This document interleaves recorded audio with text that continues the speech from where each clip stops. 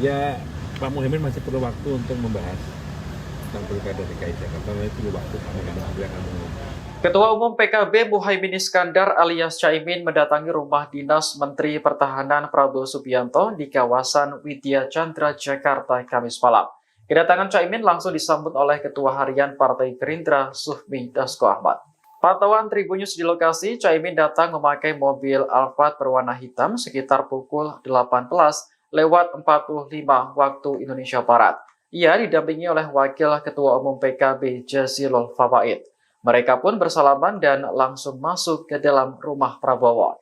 Kedatangan Caimin di rumah dinas Prabowo ini terjadi di tengah isu wacana Koalisi Indonesia Maju atau KIM Plus jelang Pilkada 2024. KIM merupakan koalisi partai politik pengusung Prabowo dan Gibran pada Pilpres 2024. Di sejumlah daerah, KIM membuka ruang bagi partai lain untuk ikut gerbong mereka.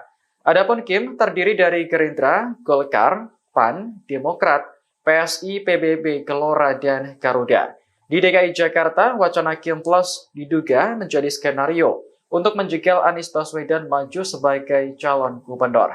Golkar dan KIM sudah hampir pasti mengusung Ridwan Kamil, namun calon wakil gubernurnya masih belum terungkap siapa sosoknya. Oleh Pak Muhaimin, bagian dari hasil Mukernas, di Jakarta. Yang tadi disampaikan oleh Pak Prabowo. Soal pilkada DKI itu kan sudah mengajak PKB dan Ya, Pak Muhaimin masih perlu waktu untuk membahas tentang pilkada DKI Jakarta. Nanti perlu waktu Pak Muhaimin juga akan mengumumkan.